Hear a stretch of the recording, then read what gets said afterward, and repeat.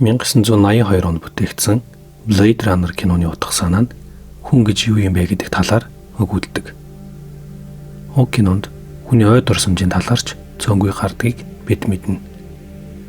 Харин Blade Runner 2049 кино бидний ой дурсамжийн талаар илүү дэлгэрэнгүй үзүүлдэг бөгөөд хүн байх нь ой дурсамжтай ямар их холбоотой болохыг харуулдаг билээ. Бидний өнгөрсөн зүйлийг эргэн санах чадвар хэр сайн байдаг вэ? Жишээ нь жилийн өмнө эсвэл сарын өмнө юу хийсэн гэдгээ санах гэж оролдох үед магадгүй ямар нэгэн үйл явдлын талаарх дүр зураг бидний санаанд бууна. Уг дүр зураг нь яг өнгөрсөнд болсон үйл явдалтай нийцэх үү? Харамсалтай нь хүний ой санамж хүний бодсон шиг сайн ажилдаггүй гин. Харин ч эсрэгээр алдах магадлал маш өндөр, эсвэл бүр санахгүй байх тохиолдолч зөндөө байдаг. Оюутнуудын дунд нэгэн туршилт хийв. Тэднээс өмнөх өдөр нь санаанд тод үлдсэн юу хийсэн гэдгийг нь бичүүлж авав. Зөвхөн нэг өдрийн өмнө бол тэдний хувьд асуулт тийм хүнд байсангүй. Тэдний бичсэн хариултыг хадгалж аваад жилийн дараа тус бүрд нь өөрийн хариулсан хариултыг үзүүлэн энэ нь үнэн худал эсхийг асуужээ. Харамсалтай нь бүх оюутны 50 орчим хувь нь худал эсвэл бүр огт санахгүй байна гэж хариулав. Дөнгөж 4-ний 1 нь л өөрийн бичсэн хариултаа эргэн санаж чадсан гин. Бид өнгөрсөн үйл явдлын талаар эргэн санах үед өөртөө итгэлтэй байдаг хэдий ч ихэвчлэн яг бодит үнэн санаж чаддаггүй гин. Хүн тухайн үед болсон зүйлийг тэр чигээр нь камер шиг бичлэг хийж чадахгүй учраас зөвхөн өөр тод үлдсэн сэтгэгдэл мэдрэмж авч үлдэх нь илбэг байдаг. Дараа нь уг үйл явдлыг санах үед мэдрэмж нь голлох үүрэг гүйцэтгэж харин бусад детайлүүдийг өөр дэвтэй байдлаар зохиождог гин. Ой санамж бүхэлдээ худал хэдий ч төрсэн мэдрэмжийн үнэн тул өөрийн зохиосон ой санамжинд автоматар итгэж орхидог гин. Иймд хүний ой санамж гэдэг бол маш хэврэг бөгөөд найдваргүй зүйл байдаг. Найдваргүй зүйл байдаг тул бид өнгөрснийг санаж буйг батлах зүйл хэрэгтэй. Жишээ нь бага насндаа аялаж үзсэн газрыг санахын тулд тухайн үед авсан зургийг харснаар бид өөрсдийн ой санамжинд 100% итгэлтэй байж чаддаг. Зургнаас бусдаар дуу, бичлэгээр дамжин ой санамж сэргэх боломжтой. Өөрөөр хэлбэл хүний ой санамж зөв ажиллахын тулд гадаад орчноос ямар нэгэн хөшүүрэг хэрэгтэй байдаг.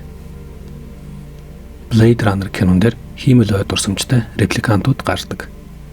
Тэдэнд та нар бол жинхэнэ хүн гэж итгүүлэхийн тулд хүүхэд насны ой санамжийг хиймлэр сэргээх зураг өгсөн байдаг.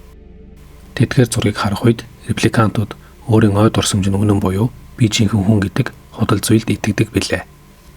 Алисон Лэнсберг хэмээх судлаач энэ үзэгдлийг цаашид судлан нэгэн сонирхолтой санал дэвшүүлсэн байдаг. Уг санал нь хүн ямар нэгэн медиагаар дамжуулан өөрөө бодитоор үйлдэггүй хэдий ч бодит ой санамжаас ялгархгүй хиймэл ой санамж үүсгэх боломжтой гэдэг. Оюутнууд донд хийсэн судалгаан дээр хүн өөрөө үйлдсэн зүйлээ огт худал мэтэр эндүрх явдал байдаг. Тэгвэл өөрөө үйлдэггүй хэдий ч хаа нэгтээ үзсэн зураг, дуу, бичлэг дээрх үйл явдлыг өөрөө үйлдсэн мэтэр санах явдалч бас байдаг гэдгийг олон жишээгээр харуулжээ. Улмаар ямар нэгэн медиагаар дамжуулж олж авсан ой санамж нь цаашид бидний ямар шийдвэр гаргах, хэн бэ гэдгийг тодорхойлоход нөлөөлөх чадвартай гэж дүгнжээ. Тайрлыг нас барсны дараа түүний корпорацийг уулс худалдан авч үйл ажиллагааг нь үргэлжлүүлсэн байдаг. Тайрлийн үед репликантууд төдийлөн олон байгаагүй ч репликант нэгэнд хяналтаас гарсан тохиолдолд тэдний хүчээр зогсоохоос өөр арга байдаггүй байсан. Харин Wallace корпорацийг гартаа оруулснаас хойш репликантуудыг илүү хөгжүүлснээр илүү дуулууртай болгож чадсан байдаг. Ингээд репликантуудыг саяар нь үйлдвэрлэх боломжийг нээсэн нь түүний амжилт байлаа. Гэвч Wallace-ийн хүсэл ингээд зогсдоггүй.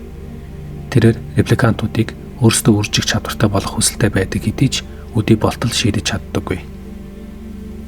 Мөрдөгч Кэй бол Wallace корпорацийн үйлдвэрлэсэн репликант билээ. Tyrell корпорацийн үед үйлдвэрлэсэн репликантуудыг ангуужлахын тулд явж буугаар кино эхэлдэг. Ингэж явахдаа хэргийн газраас нэгэн хайрцаг олно.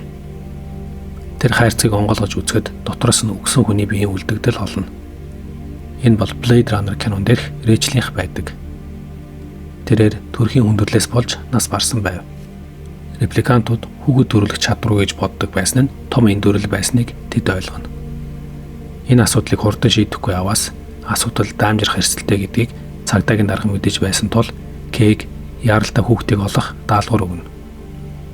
Ингээд мөрдөгч Кей Рэйчлийн төрүүлсэн хүүхдийн ярилд гарна. Мөрдөгч Кей өнчөө хүүхдүүдийн амьдардаг газар руу явна. Харамсалтай нь хайж байсан хүүхдийн хавтас тэрэг устсан байдаг. Мөрдөгч Кей тэнд очих үед өөрийн бага насны дурсамж сэргдэг. Тэрээр энд байсан юм шиг санагдана. Хүүхэд наснаас үлдсэн тэр дурсамж дээр Кей нэгэн модон тоглоом нууж байснаа сандаг.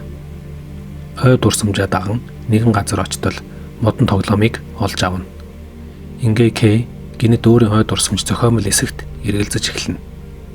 Чухам эндээс киноны үйл явдал алга болсон хүүхдийн талаар бус мөрдөгч Кей өөрийн талаар олж мэдэх чиглэл рүү эргэдэг. Энэ үйл явдал нь Blade Runner киноноор гардагтай төстэй үйл явдал билээ. Хүн өөрийгөө репликант гэж мэдэх. Эсвэл репликант өөрийгөө жинхэнэ хүн биш биз гэж эргэлзэх. Эндээс харвал Wallace корпорацийн үйлдвэрлэсэн репликант ч мөн адил хяналтаас гарах боломжтой нь харагддаг. Мөрдөгч Кейг өдөр тутам эмпати тестээр шалгах. Мөн Wallace корпорацийн зүгээс Joy хэмээх холограм хиймэл оюуханаар дамжуулан түүний сэтгэл зүйг хянах. Энэ хоёр аргаар репликантуудыг 24 цагийн туршид хяналтанд байлгаж буугаас өөрөөр репликантуудыг тогтвортой байлгаж буй үйл явдал гардаггүй.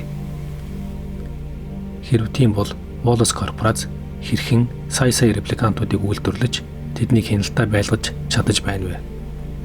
Кинонд энэ талаар тодорхой тайлбар өгдөггүй. Кей модон тоглоомыг хийсэн газрыг олж мэднэ. Уг газар очоод мөрдөгч Деккардтай уулзна. Харамсалтай нь Жойгоор дамжуулж Wallace-ийн тагнуул түүнийг олон Деккардыг баривчлан авна.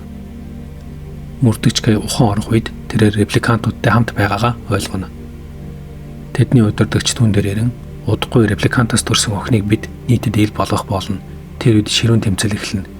Тийм учраас бид нартай нэгдэх хэрэгтэй гэж Кейг ятгахна. Кей өдий болтол өөрийгөө Рэйчлийн хүүхэд гэж эндүрч авснаа ухаарна.